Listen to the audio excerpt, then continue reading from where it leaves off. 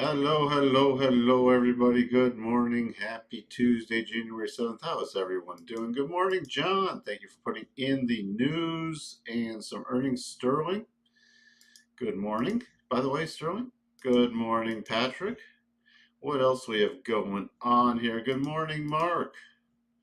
I'm just scrolling through. Everything is all jumbled today. So I know you've put in some important stuff, but I can't piece it all together right now. Good morning, Jacob. Oh, goody. Biden's going to do more pardons, huh? Good morning, Heinrich. Good morning, Eric. So, let's see. Let's see. The levels worked really nice yesterday. Hope everyone had a fantastic day again. Remember, the market is closed on Thursday. What do we have come out this morning? We had Redbook come out, still pumped up 6.8%. Hello, Charles. Thank you for tuning in. And balance the trade. But I'm going to be watching the JOLTS job openings. Not going to ignore it this morning because we have the non-farm payrolls report on Friday. So that's going to be important. We have ISM services and price. Keep an eye on ISM prices, by the way. Expect to drop a little, but these prices are still coming in very hot from the services side.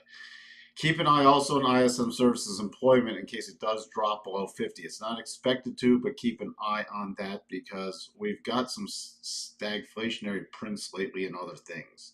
So we have JOLTS and we have the ISM numbers coming in at 10 Eastern, so do not ignore that time. That's really it for today. Good morning, Royal Palms. Good morning, Anissa. What else do we have? I love Scott Jennings and CNN. Keeping it real on inflation. I did not hear what he said on inflation. Can you fill me in, Richard? So that's where we sit in terms of the map today. Nvidia still on a tear. You know, it's Consumer Electronics Show right now, so Nvidia on a tear higher. We'll take a look at that. Tesla pulling back, Apple pulling back, Meta. Where's Meta? They put Dana White on the board, and they said they're ending censorship. So the Trump effect is marching on. In terms of groups, everything but consumer cyclical is positive. Now remember, everything was positive yesterday. We ran up to those very key levels, and then we got the selling pressure. There's still some selling pressure in this market. So do keep that in mind. Well, the same levels are really holding since yesterday. We're still at 90% for a pause in January. Again, remember, Thursday at least. I think I'm taking Thursday morning off. I think I'm going to take it off. I'm still trying to catch up on rest. There's been a lot going on my end. So I'm thinking I'm taking off Thursday morning. I'll let you know for sure tomorrow. But the financial futures will be closed at 8 a.m. or 8:30 a.m. Central, 9:30 Eastern. So we can just recap stuff on Friday. Now, if anybody thinks I should not take it off, just let me know in the chat. And we're almost over 38 again with the Schiller PE. So dirt cheap markets that everybody's trying to still buy up. Sterling put in some earnings today, but there's not much to really talk about in terms of earnings. And after the close, there's really not much. Nothing at least is going to be market moving. If you own one of these stocks, you'll want to pay attention to it. But other than that, not much. Only thing tomorrow morning that I'll be paying attention to is Albertsons. That's really it. That is really it. Let's see. Good morning, Royal Palms. Hey, Christoph. Grand rising to you too. Good morning, Tony. Instead of addition, could we look at IWM? Okay. The other clowns were saying prices were coming down as opposed to not rising as fast. Yes, just because inflation is not going. Again, inflation, we're not printing 2%, but let's say we were printing 2%. Still, if prices are rising on average at 2% a year, inflation would have to be printing negative, like negative 0.5, which would mean prices would be across the board dropping. That would be deflationary. We've had a disinflationary trend, not a deflationary trend. All right. So, guess what? Yesterday, running straight up to that little level we talked about, the 62.5. Between this, and we topped right out. We had the between 60.71 and 60.68.25. The high 60.68.25. So that's again what I'll be watching. Going into the open, I'm paying attention to 60.50.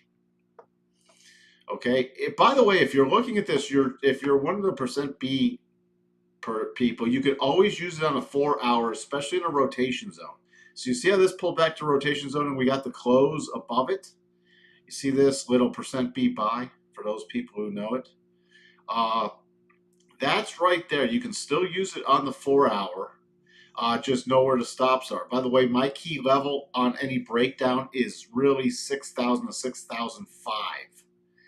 So I'm paying attention to now the bottom of the rotation zone on the 4 hour for any breakdown plays. And to the upside still, it needs to close above 60.68.25 to shift the probabilities in the short term. Before that, prior to that, right now, I'm going to be paying attention to, especially after 10 a.m. Eastern, roughly 60.45. 6,045. Why? That's the 62.5 harmonic. We start closing through that after the 10 a.m. prints. We could then shift it to retesting the high area from yesterday. Potentially setting up a double top, but not necessarily, because if it keeps on marching and we get that close above 60.68.25, then I'll shift to the slightly higher for longer. There is selling pressure. We are against a nice declining trend line. And, we've got the buying pressure down here and the selling pressure up here. So that's what I'm keeping an eye on. Cycle's still climbing on the daily and trying to get to a bottom of the weekly after tapping the weekly rotation zone. Now, nothing has changed. Nothing has changed. Still paying attention to yesterday or last week's high throughout this entire week. And as a reminder, that high is 60.36.25.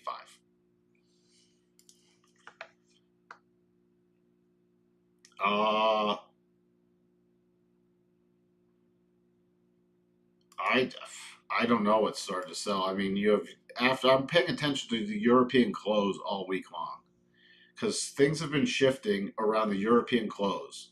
So that's what I'm paying attention to.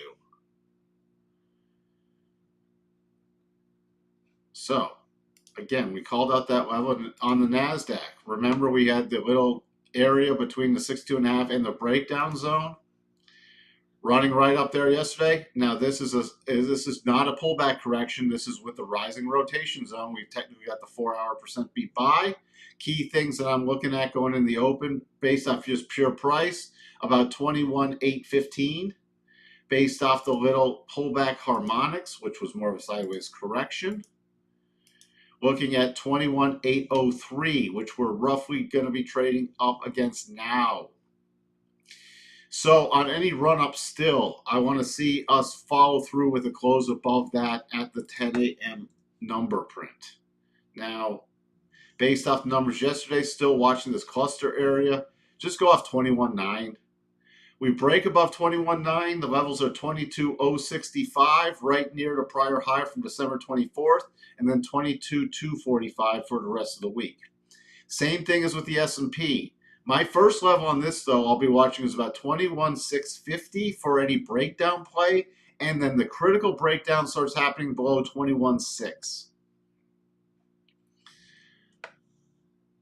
Let me know if I'm getting into too much detail there, or if it's making sense. Nothing's changed with the Dow. I'm paying attention to yesterday's high and low.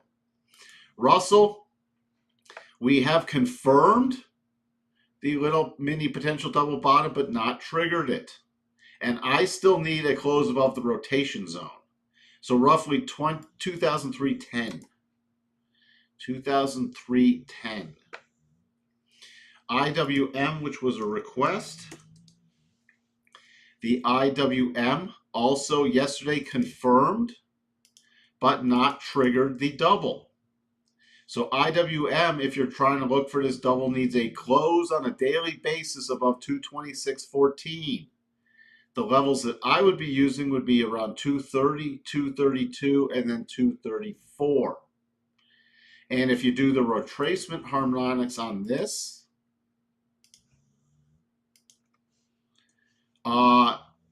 it's still right in front of the 62.5. So keep that in mind right there. VIX, really no fear, looking to try to break down again. But if we start, key level for me is about this 1575. The DAX on a March higher, topping out yesterday at the 62.5, but blowing through that today. So I'm really watching for a reconnect with 20,620 to 3 to take it into the stronger potential double top territory. We're not yet there, but 20,510 takes it in potential double top territory. And I just have to check that out, which still technically this is the move it would be reversing. So even though this falls into this wick area, I'd still be looking at that as a potential double top, but we're not quite there yet. So the upside 20,510 and 20,623.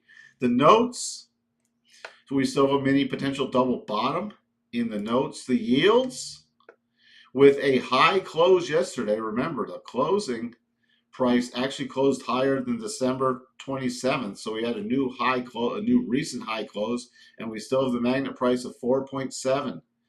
We also have a potential double top in place where that's a trigger. We still have a little more room to run. We might be setting up also a divergence play up here should we roll over and trigger that double. Yields are running out a little steam. Dollar index, not much to talk about. Yesterday, pulling back to the bottom of the rotation zone. Going to be watching to see if we set up for a potential percent beat buy tomorrow and a rotation buy. Commodities, look at crude spiking up yesterday. I got a fly in here. It's winter. I don't need a fly in my office. Spiking not yet to the 87.5. Boy, it's really dry out here too. Go figure in the desert. It's dry. Commodities still looking to climb. Crude, even with the topping pattern, still holding in there. On any pullback, I'm paying very close attention to about 72.50. We're up against pretty major resistance, but things like commodities are climbing. Natty gas is the only thing that's still pulling back today. Did not trigger anything yesterday. Gold, though, on a March higher, again, after holding this channel, you remember we finished the double, is still holding the channel. Key in the short term is 2,700. So that's where we sit there. Silver triggered the double yesterday. So the first target is still 31.15. Then we have 31.40 and 31.82. So silver also climbing. Copper, which did break down, has now shaken out the other side. I'm still not overly bullish on this. Going to be paying attention, though, if we do close this week above last week's high. Because that could be a percent weekly percent B buy against some key support. Even though it tried to break down, it's holding up. So I'm going to be paying attention to that this week. Which, again, some of these things are bullish. If we look at the TRJEFF, which is a Thomson Reuters Core Commodity CRB Index. Look at this on a weekly basis. Look at this. So this was the big run up over here with the inflationary trend. And now look how many times it's topped out at this key level, which happens to now be based off the pullbacks to the lows in May and the lows in March of 23. We're trading up against this key level. If we start closing above 302, we could shift the probabilities so this commodities make another run higher. So I'm not saying that has to happen this week, but pay attention to this if you're not paying attention to it already. Because, and look at, we've been stair-stepping higher with higher weekly lows overall. If you take a look at this monthly, you can really see it on the monthly. See this? There's something I'm watching from an inflationary standpoint. Okay? Because this is rising and we're up against a prior key topping and harmonic area. So you might want to add that one TRJEFFCRB. That's what it at least is on TradingView. You might want to just add that to a watch list and keep an eye on it. What else do we have? By the way, RSP, which we talked about yesterday, it was not confirmed yet. You still have the potential double bottom in play. And DXE, which we didn't talk about yesterday, which is the equal weight NASDAQ 100, confirmed but did not trigger the little mini double bottom. Confirmed but not triggered. Bitcoin. Technically, we should continue to see a bit higher prices. I'm going to be watching for a massive double top. This is off the table. The sloppy head and shoulders, which never triggered, confirmed but did not trigger, is off the table. But we might turn it into a double top. Not yet, though.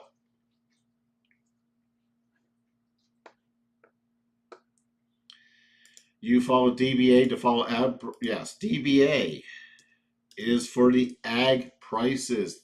That's the agriculture fund. And if you look at this, which I have not updated on this platform in a fairly long time, you can see here, it broke out last March and it's been climbing higher on a weekly basis. And if we go to the monthly chart,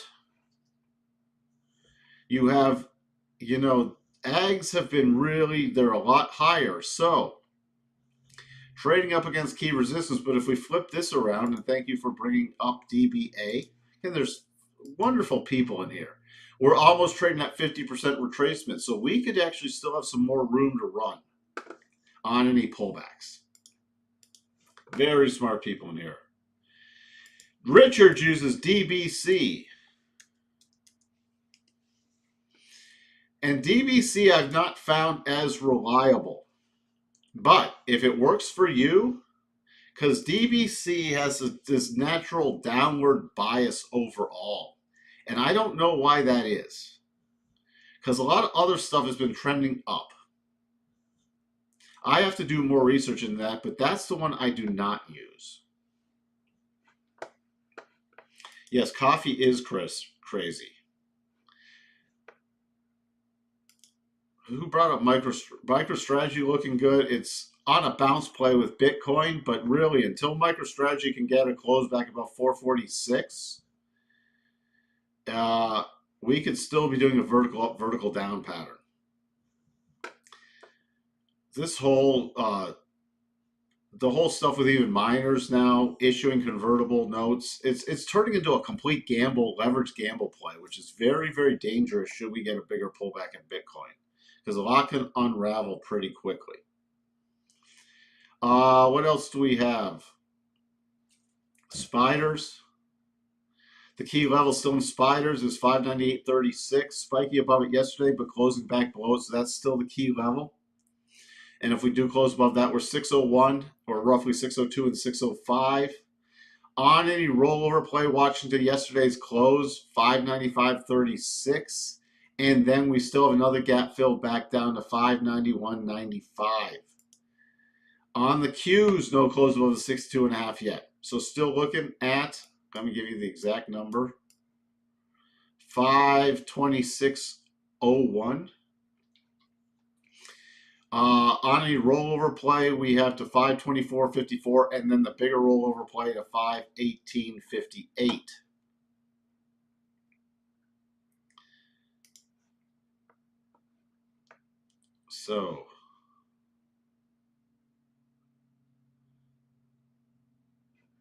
So that's where we sit right there. What else do we have? Tesla. Still not much to talk about there. Unless Tesla gets above this 448 level again, it's still watching for rollover plays in Tesla. NVIDIA. By the way, NVIDIA on a weekly basis now. It's still in potential double top territory on a weekly basis. This would only be a weekly pattern. Not saying it will ever trigger, but that is something to keep an eye on.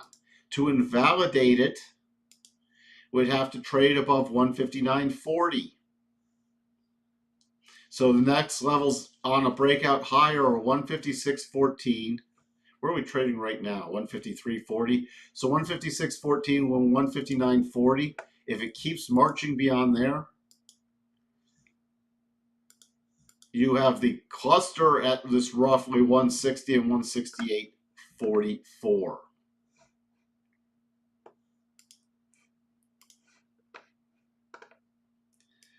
Okay, although we talked about yesterday, rocketed up and slammed into that harmonic you drew and started to sell off.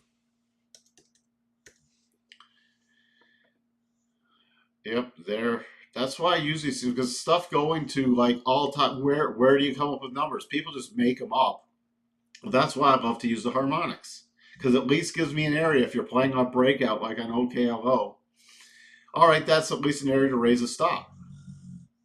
Because in the natural sort of rhythm of the markets, that is a key area to watch. What else did you bring up here? I see a triggered 1 hour double bottom on the ES against the 1 hour 200 SMA.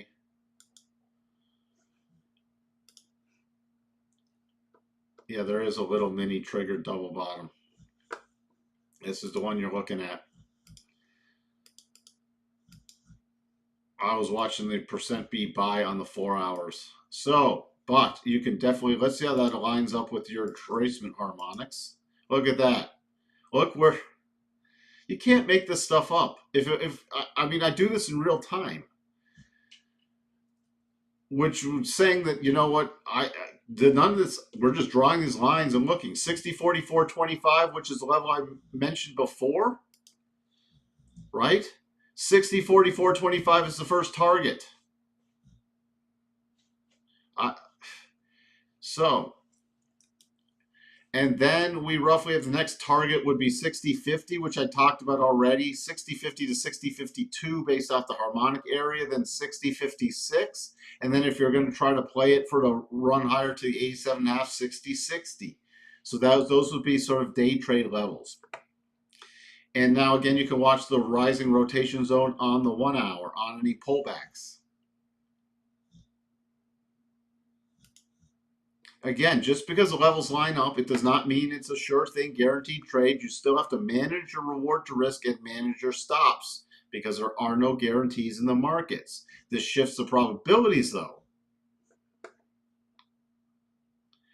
And it could set up a double top afterwards. That's exactly what I'm looking for. That does not mean that double top ever has to trigger. But if this gets up above the 75 harmonic, and especially above the 87.5 harmonic, you got a nice potential double top. Now, if we close above that prior level on the daily chart, this 62.5 on the daily chart, then I shift to, in the short term, probabilities running higher for a little longer. 60.56 is the POC from yesterday, too. See how all this, you know what? You see how all this can be put together? And then you still have to manage your trades and your reward to risk, and that's the way you become successful. You don't take things for granted. You don't say, oh, look at the levels lining up perfectly. I must bet the house on this one setup. You don't know which setups are going to be the ones. That's why there's probabilities. Do I know, let's call this 65%. Do I know which 65 is going to win and which 35 is going to lose? No, I don't. That's why you always have to manage your setups, and you have to trade them consistently. You don't go, oh, I like this one better, so I'm betting triple what I normal bet on this one. I'm putting on my triple size because this one looks pretty, and then this one could be the one that turns. You go, we could get weird. The 10 a.m. print. This could turn around and take a dump, and then you're like, oh man, I lost 3 times my amount. Where that's why you got to be consistent. Consistency is key. Learning sort of the rhythm and the patterns of the market, learning where you're raising stops, where your targets are, which is what I'm trying to help everybody learn. And then it's up to you to manage your entries, your stops, and your trades. That's what my goal is really this year. So I went through more details yesterday on, you know, the short-term stuff about when we traded above that levels, where my target areas were. We talked about that going in the open yesterday, right?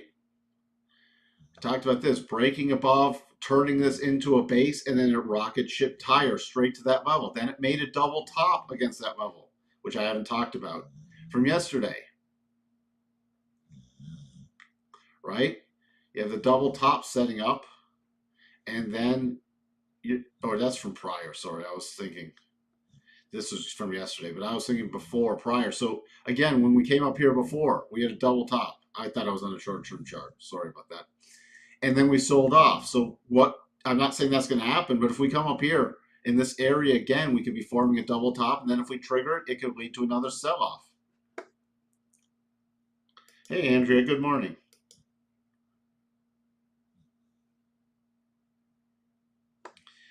Tesla secondary move failing for a short setup. That's what I'm keeping an eye on Tesla. Okay? Tesla's so gamed, though, with the options. You got to be careful. But we'll be paying attention with cycles getting to top for another rollover because the secondary reaction has not been that strong yet. And when are their earnings, by the way? When is Tesla's earnings? Not until the 29th of January.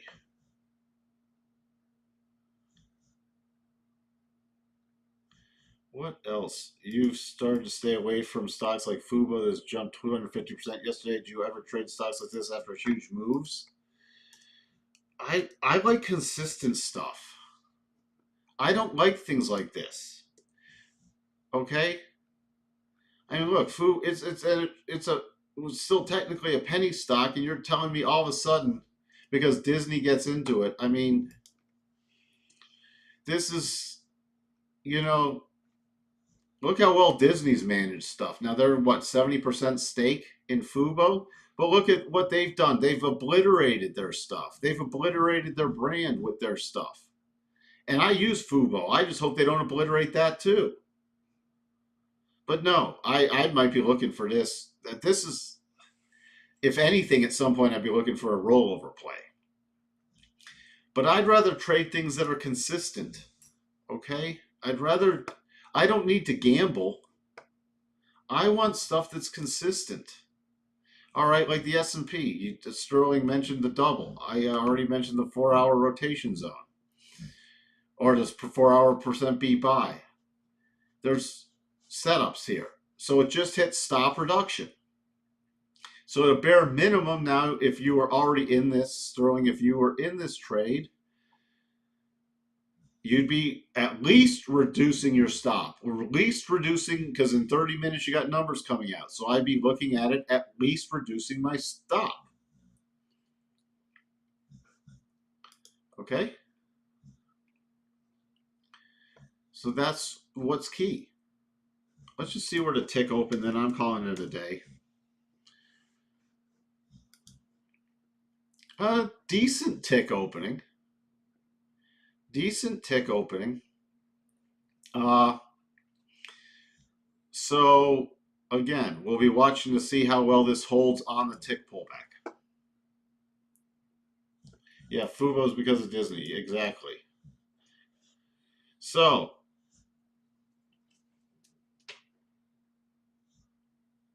when all lines up too good to be true, I just assume there's a lot of people looking at that level. That's not necessarily, a lot of people don't use harmonics in the double patterns. Now, when other things all line up, there could be a lot of people looking at that level, but that also makes it could be a magnet price. Remember, things sometimes become a self-fulfilling prophecy. You just got to trade what is. Don't try to outsmart the market, because you're just going to end up outsmarting yourself. I want to peek at a video, little gap up to new all-time highs and a quick little reversal. New all-time highs and a reversal. So I'm going to be keeping an eye on that, definitely. With that, you're welcome, Richard. With that, I will see everyone. Tomorrow will be the regular time, and then I'll figure out Thursday. Nobody said, hey, Mike, why don't you take a break on Thursday? By the way, a key support, very key, significant level on NVIDIA is 149.35. That's a very key, significant level. With that, I will see everyone tomorrow. Have a wonderful trading day. Bye for now.